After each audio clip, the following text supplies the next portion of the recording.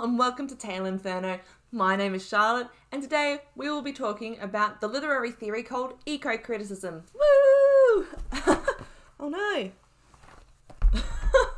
Anyway, first off, I just want to quickly make mention that my main reference for the information I'm about to provide you about ecocriticism comes from Peter Barry's Beginning Theory. I do also do a little bit of research, like going onto Google and looking at other resources as well, but that is my main resource. So I do recommend that you go out and have a bit of a read yourself, either reading that book or reading your own books.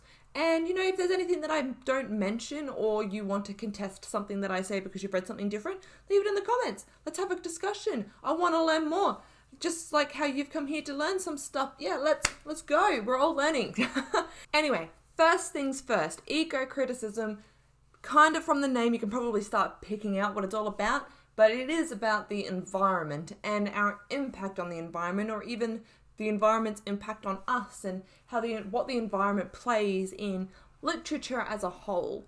I mean, eco-criticism really started picking up momentum, I suppose, in research and actually people using the terminology eco-criticism. It really started happening in around the 1970s and 1980s and 1990s. Like it was kind of around that time, kind of around the time where we were kind of, using the word kind of a lot. It was during the time that people were, I suppose, becoming more aware of our impact on the environment. So it makes sense that we started criticizing literature and started seeing how environment and nature and life forces and stuff like that started really impacting us and literature and how it was written. Although it didn't really have a name, this type of criticism, and wasn't really identified until 1970s, 1980s, 1990s, eco-critics have really started identifying that books from not books, but literary works, either that be poems or plays or anything of that sort, they started identifying environment themes in writing in the 1800s and even the late 1700s. So we're talking about, the Romantic period and the Romantic era and British Romanticism and everything like that. So there was a lot of, I suppose, romantic vision of wanting the environment. That was a massive theme across everything. I mean, during the industrial era, a lot of poets and just authors, writers were kind of warning against the industrial impact on the environment and how,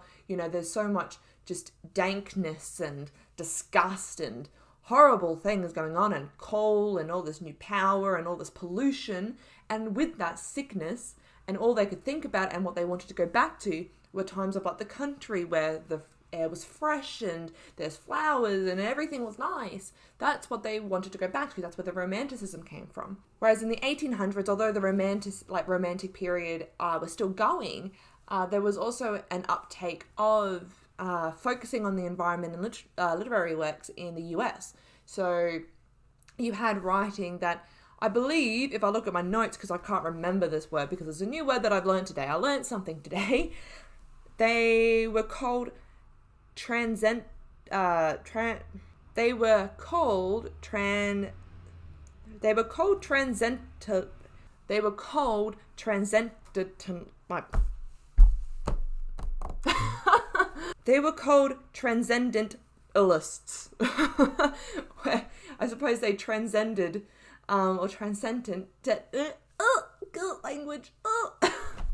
Do you ever have those words where you just can't say? Because I feel like that happens to me almost every day of my life. Anyway, they were called that, if you can translate all of that, they were called that because they had a very positive view of environment. They were passionate about connection to the environment and connection to life force and nature and everything like that. So it was very much almost like the complete opposite of what the British writers were doing in the Romantic period, where, they were all like, oh no, I want to go back to good things because industrial stuff and the government and the environment, no. And the other side, with the Americans and these literary works, with that word that I'm not going to try and pronounce again, they were very positive and loved nature and the environment and kind of celebrated it and how they connected with it. Now that I've gone on this huge tangent about those two things and stopped for like a half an hour almost, having to try and say that word over and over again to try and get it right, and I don't think I ever did, but anyway, now that I've gone off that tangent and I'm coming back around to what I'm originally supposed to be saying,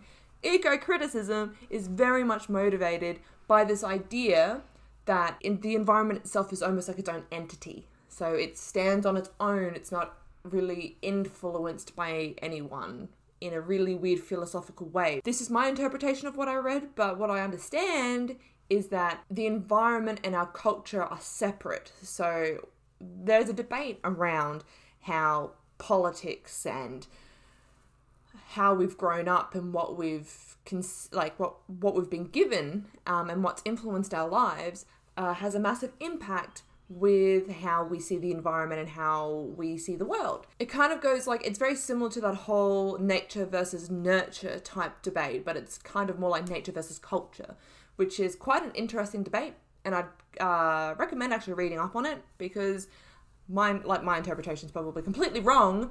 However, let me know what you think, because I'd like to learn more about it, because it is quite an interesting thing. It is. Another part, doing a whole full circle around with all of that, going from, talking about literature and then going around to what's the motivation and then coming back to literature. Eco-criticism at the end of the day is looking at environment and what it's like in literature.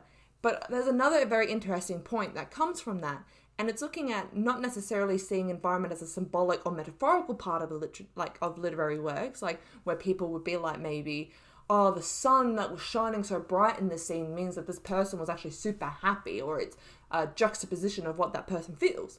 And look, it might be the case. The author might have written it that way, but eco-critics sometimes like to just take a step back and say, actually, you know what? That's just the environment being the environment. You know what? Some people can have really bad days and the sun still shines. It's not symbolic to us. So sometimes it's just, the sun is the sun. A storm is a storm. The rain is the rain. It's just seeing it in that way. And, it's an interesting take. It's taking all of the lessons that we learned about criticizing everything and thinking that everything is a metaphor or a symbol or a motive, taking a step back and being like, hang on a second, No, you know what? Maybe it's raining because it's raining. Maybe it's sunny because it's summer. It's nature. Anyway, that's pretty much all I had to say about this literary theory. Trying to keep it as short as possible, but still probably going over and talking too much. It's going to be really interesting to see how eco-criticism continues on and changes, because I feel like in recent years we've really tried to put environment first in a lot of how we act, and with the introduction of solar power and how that's getting a larger uptake here, there and everywhere, and people riding more bikes than usual and stuff like that, like people going against the grain to try and save the environment and save the world and things like that. So it'll be interesting to see where eco-criticism goes with that. And it'll be interesting to see if you guys start picking that up in literary works. Like when you start reading books, or you start watching TV shows, or you read a poem or something like that, you might start to realize that there is a big part in the environment. Like you might sit there and go, hang on a second, I'm watching this dystopian movie. Why did I not pick up on the fact that the environment is absolute garbage? Like there's no green. And then you start thinking, hang on a second, that's because we are in a near future. Which is not a good future. It's because we've done all these bad things, and a part of that, the impact, the roll-on effect of the things that we've done and the things that we've made has killed off the environment. Now, what does that mean? Is that a lesson? Blah, blah, blah, it's a huge thing, and it usually gets glossed over, because at the end of the day, we might not exactly put environment in the forefront, but that can change today. We can put it to the forefront when we're reading and watching. So I'll be interested to see what you think. And I'll be interested to know if you take it to the forefront and see if it actually changes the way that you look at literature. That's it from me. I really hope you enjoyed this. If you did like this video, make sure to like it. And if you have liked the content so far across the board, maybe you should subscribe, because I'm going to be talking more about this stuff. I'm going to get really in depth with the storytelling stuff. I'll try to keep it shorter if I need to. But sometimes I get carried away because it's so exciting and I'm so passionate about this, and I hope that you guys get really passionate about it too. As I said, that's it from me.